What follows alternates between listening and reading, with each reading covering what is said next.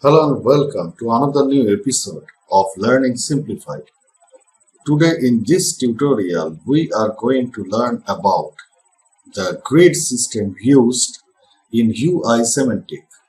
Now let's observe the difference between this first container that we are using and this is the second container that we had created in this purpose, where we are using all the necessary elements which is required in forming up the structure. So we had used a grid element right over here along with this container. We had used the row, we had used the column, and we can see that clearly there is a slight width mismatch or difference between the first container and the second container. Let me zoom it in. So here it goes. So clearly we can see that there is a difference in the width of both these containers. This is due to the fact that in the first case we had just used a container, but in the second case we had used a grid along with this container. If we head back to our browser, right click, and if we select this individual container, let's select this grid element, and we can see that there is clearly a margin left and a margin right. Can we see it now? Both the containers are right now into the same width. The margin left, it was having a -1 rem, and the margin right, it was using a -1 rem from the right. So this is the difference actually in the container.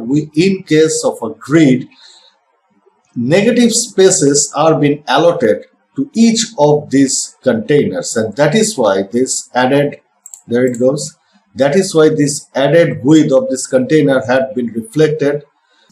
Grid columns are separated by areas of white space referred to as gutters. Irrespective of how many columns are there in a row, the gutters always remain in a constant size. And to increase the size of these gutters in a particular grid, we will be using a relaxed grid variation. So let's head back to our text editor, and here, instead of using this UI grid, we will be using another class of relaxed here. Now if we press Ctrl S, head back to our project.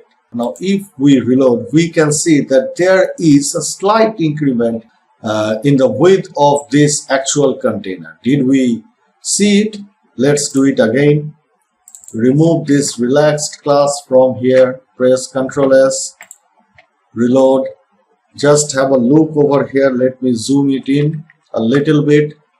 So if we now reload, have a look at both these ends, reload, and we can see that this will be the result. If we turn it on, this relaxed class again, let's head back to our project.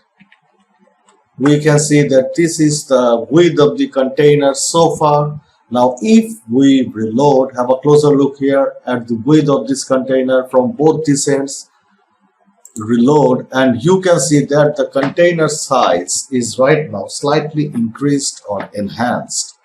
If we now inspect our element, there it goes. This is the relaxed class, and we can see that before using this relaxed class, it was using a -1 rem negative space, but now that space is being enhanced. Instead of instead of -1 rem, it is now using margin left of -1.5 rem and a margin right of -1.5 rem.